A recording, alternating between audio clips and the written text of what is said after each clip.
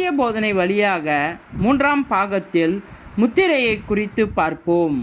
முத்திரையை பற்றி வேதம் என்ன சொல்கிறது என்று பார்ப்போம். விசுவாசிகளுக்கு அவர்கள் தேவனுடைய பிள்ளைகள் என்ற முறையில் அதிகாரம் இருக்கிறது. சீஷர்கள் இயேசுவோடு இருந்த காலத்தில் அநேக அற்புதங்களையும் அடையாளங்களையும் செய்தார்கள். அதிகாரத்தோடும் வல்லமையோடும் செயல்பட்டனர்.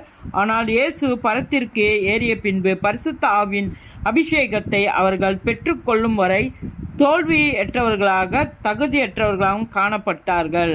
அபிஷேகத்தை பெற்ற நாள் முதல் திடீரென்று அவர்களது வார்த்தைகளில் பெரிய அதிகாரத்தை பெற்றார்கள்.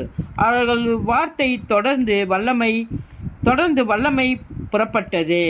ஜெபம் அவர்களுக்கு பெரிய தைரியத்தை கொடுத்து தேவன் கொடுத்த அந்த அதிகாரத்தின் விளைவாக தேவனின் அதிகாரத்தின் மீதான அவர்களது விசுவாசம் பன்மடங்காக பெருகியது.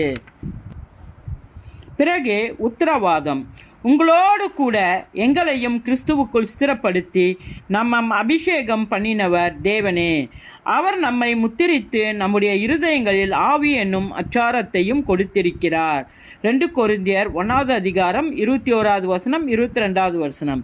பரிசுத்த ஆவியானவரின் ஆச்சரியமான ஆசீர்வாதத்தை பவுல் அச்சாரம் என்று கூறுகிறார்.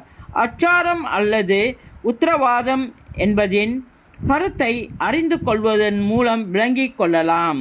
முதலாவதாக சாதாரணமாக அல்லது பொதுவான உத்தரவாதம் என்பதை சிந்தித்து பார்ப்போம். உதாரணமாக, ஒருவன் மற்றொருக்காக ஜாமீன் செக்யூரிட்டி கொடுப்பாரானால் யாருக்கு ஜாமீன் அல்லது உத்தரவாதம் கொடுக்கிறாரோ அவரது கடன் மற்றும் நடவடிக்கை எல்லா பொறுப்புகளையும் ஏற்றுக்கொள்கிறார்.